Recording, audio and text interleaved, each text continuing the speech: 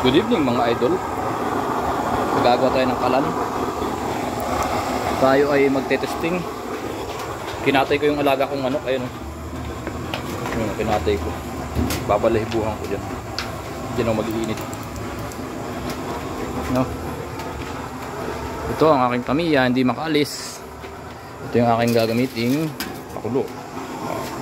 Ito ay ano to, pressure cooker to. Wala kaming ano eh.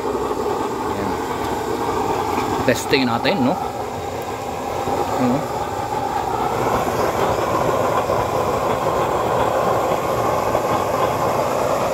Ito, testing ko rin to. Ito yung lagay ng langis. Hindi ko pa natatapos to. Kay ano to, kay Miss Joy. Itong ano to, kay Miss Joy to, order niya. Parang magluluto siya ng malaking manok pag uwi niya. Diba? Yan, tinetesting natin. Tapos ito yung mga manok na babalahibuhan ko dyan. Ito. Mga, yan o. Ang lalaki nyan. Yan. Dalawa. Kinatay ko na. Alright. Mamaya babalahibuhan natin pag kumulo na, no? Ating subaybayan. Ang ating oras ay alas 7. Nagsimula tayo magpakulo alas 7 eksakto. Ano na to, ito na lang kailangan kong gawin itong sa lagay ng langis. Yan, umaapoy na yan. Ito na natin. Pinag-aaralan ko pa rin yung mga problema. Yan o. Kitang-kita nyo yung ilalim. Mataas ang gusto niya. In-order niya sa akin mataas na ano. Para ano, pwedeng upuan. Pagka ano na, tapos ka na magluto, pwedeng upuan para yung puwet mo mapasok. May hero na, no? Yun po ang mga gusto niya. Kay Miss Joy yan, ha?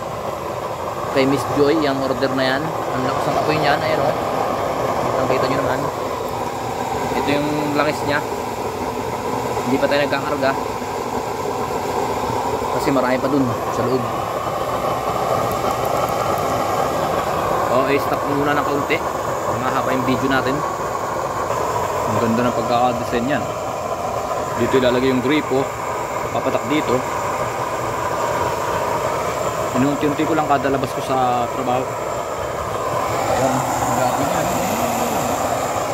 Alright. Sige, tuloy-tuloy lang po tayo. Yan. Nakikita nyo po, ang ating oras ay eksaktong alas 7 kanina. Mayroon na tayong 5 minuto. Wala pa, 4 na minuto. Mapakulo na siya. Malapit na siyang kumulo. 4 na minuto. Ayan po, kumukulo-kulo na sa loob ng 4 na minuto. Ayan, kitang-kita nyo naman, 7:04 ang ating oras. Yan ang apoy niya. Kaya sa mga gustong umorder na po kayo. Conforme po sa gusto nyong design at taas. Pero tumataas po ang presyo pagka ganon. Okay po? Ayos, quality. Quality, kumukulo-kulo na, makakapagano na tayo. 7:05 ang ating oras. 5 minuto pa lang ay kumukulo na ang laki nitong ano na to. Pressure cooker namin ay 30 cm by 30 cm yung laki ng ano. Hindi 1, 2, 3 30 cm by 30 cm yung laki. Tapos yung tubig hanggang dito. Tapos kumukulo na agad. Ayan ang apoy. Yan. Ang konsumo po nito, kung kayo'y nagtatanong, yung 1 litro nyo po, kayang umabot ng 1 linggo kung umaga, tanghali lang at magluluto kayo. Yun ang kaya niya, 1 litro yun na used oil. Used oil na used oil.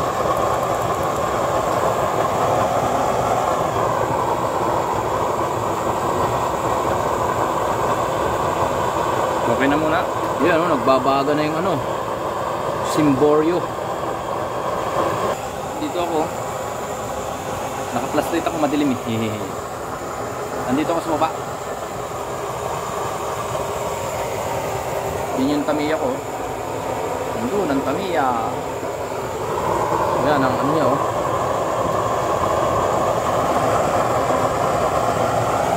Ang taas nito ay kalahating metro. Ang taas nito. Yan, kaya hindi ka masyadong mahihirapan magluto. O sige po. Puputulin ko muna yung video. Gagawa na lang tayo ulit ng isa pang ano.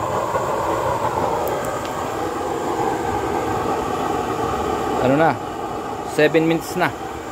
Hindi pa siya kumukulo. Pero bumubula na yun. Hindi pa bumubulabok. O sige, hintayin natin kumulo para makita nyo. Walang cut. Yan, ano po. 14 minutes bago siya kumulo ng malimbukay na ganyan. Yan. Yan. 14 minutes siya kumulo.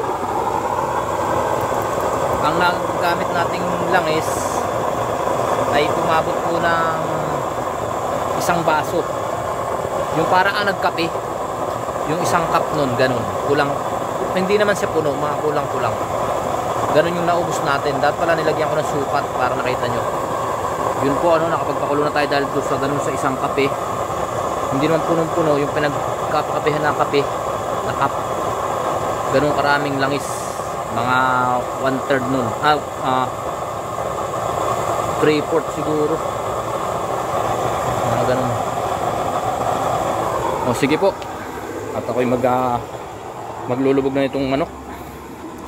Puputulin ko na po yung video. Maraming pong salamat sa inyong panonood. Thank you po. Bye bye.